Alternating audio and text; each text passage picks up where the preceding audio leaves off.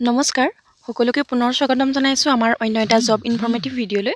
আজিৰ ভিডিঅ'টোত আপোনালোকৰ বাবে খুবেই এটা ভাল খবৰ লৈ আহিছোঁ, কাৰণ আপোনালোকৰ বাবে ইতিমধ্যে KVSৰ ফালৰ পৰা বহুখিনি পদ আকৌ মুকলি হৈ গৈছে। যোনসকলে এই নন টিচিং আৰু টিচিং পদসমূহৰ বাবে ইণ্টাৰেষ্টেড হয় আৰু এলিজিবল হয়, সকলোৱে এপ্লাই কৰি ল'ব পাৰিব। ইয়াতে 10th 12th আৰু গ্ৰেজুৱেট আৰু আপোনালোকে BEd পাছ কৰা সকলোৱে এই পদকেইটাৰ বাবে এপ্লাই কৰি ল'ব পাৰিব। এই ভিডিঅ'টোত আমি এই ৰিক্ৰুইটমেণ্টৰ বিষয়ে সকলোখিনি তথ্য দাঙি ধৰিছোঁ। যদি আপোনালোক ইণ্টাৰেষ্টেড আৰু এলিজিবল হয়, সকলোৱে এপ্লাই কৰিব পাৰিব। যিহেতু সেইবাবে ভিডিঅ'টো শেষলৈকে চাই থাকক।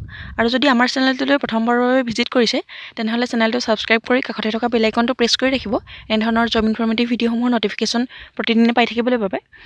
আৰু আজিৰ ভিডিঅ'টোত আমি KVS NVS ৰিক্ৰুইটমেণ্ট 2025-26 এই ৰিক্ৰুইটমেণ্টৰ বিষয়ে সকলোখিনি তথ্য দাঙি ধৰিম। ইয়াতে 14,967টা পোষ্ট আপোনালোকে দেখিবলৈ পাব। টিচিং এণ্ড নন টিচিং দুইটাৰ বাবে পদ মুকলি হৈছে।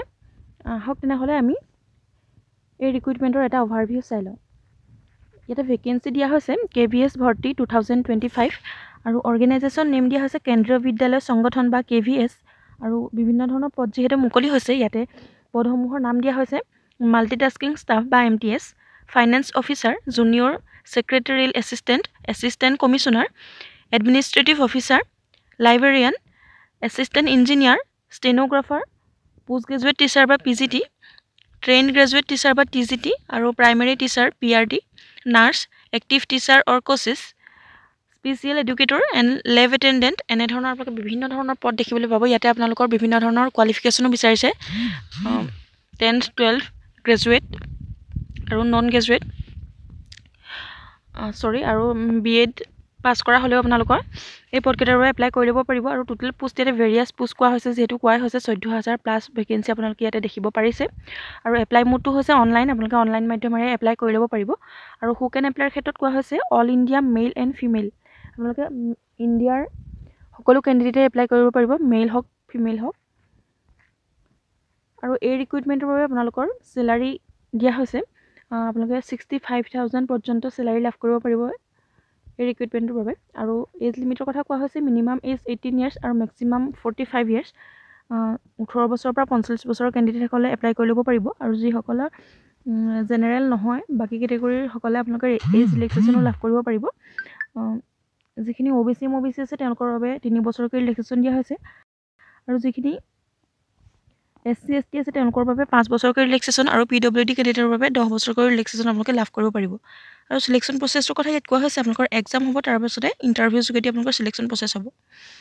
এডুকেশ্যন কোৱালিফিকেশ্যনৰ ইয়াতে কথা কোৱা হৈছে 10th 12th graduate BEd from recognise board or university or institute. আপোনালোকে 10 পাছ 12 পাছ আৰু গ্ৰেজুৱেট পাছ কৰা, তাৰোপৰিও BEd কৰাসকলে এই পদকেইটাৰ বাবে এলিজিবল হ'ব।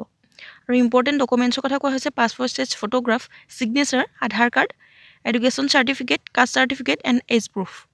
এইকেইটা ডকুমেণ্টছেৰে আপোনালোকে এই পদকেইটাৰ বাবে এপ্লাই কৰি ল'ব পাৰিব। আৰু হাউ টু এপ্লাইৰ ক্ষেত্ৰত ক'বলৈ গ'লে, যিহেতু অনলাইন মাধ্যমেৰে এপ্লাই কৰিব লাগিব, সেইবাবে আপোনালোকে অফিচিয়েল নটিফিকেশ্যনটো এবাৰ কেয়াৰফুলি পঢ়ি চাব, অফিচিয়েল ৱেবছাইটটো এবাৰ ভিজিট কৰি চাব, তাতে সকলোখিনি আপোনালোকে লাভ কৰিব পাৰিব। অধিক তথ্য জানিবৰ বাবে আপোনালোকে অফিচিয়েল ৱেবছাইটটো নিশ্চয় এবাৰ ভিজিট কৰিব। আৰু ইম্পৰ্টেণ্ট ডেটছৰ কথা কোৱা হৈছে অনলাইন ফ্ৰম ষ্টাৰ্টিং ডেট কোৱা হৈছে 14 নৱেম্বৰ 2025। আপোনালোকে 14 নৱেম্বৰৰ পৰা আপোনালোকৰ অনলাইন এপ্লিকেশ্যন ষ্টাৰ্ট হৈ গৈছে আৰু লাষ্ট ডেট হৈছে 4 ডিচেম্বৰ 2025। আপোনালোকে 4 ডিচেম্বৰলৈকে এই পদকেইটাৰ বাবে এপ্লাই কৰি ল'ব পাৰিব। যোনসকল ইণ্টাৰেষ্টেড আৰু এলিজিবল হয়, আপোনালোকে 4 ডিচেম্বৰৰ ভিতৰত এই পদকেইটাৰ বাবে এপ্লাই কৰিব পাৰিব। আজিলৈ ভিডিঅ'টো ইমানেই আছিলে। সকলোখিনি তথ্য যদি অধিকভাৱে জানিব বিচাৰে, তেনেহ'লে অফিচিয়েল ৱেবছাইটটো আপোনালোকে ভিজিট কৰিব, তাতে গৈ আপোনালোকে এপ্লাই কৰি ল'ব পাৰিব যদি এলিজিবল আৰু ইণ্টাৰেষ্টেড হয়। আমাৰ চেনেলটোলৈ অহাৰ বাবে বহুত বহুত ধন্যবাদ, আৰু ভিডিঅ'টো শেষৰলৈকে চাই থকাৰ বাবে বহুত বহুত ধন্যবাদ।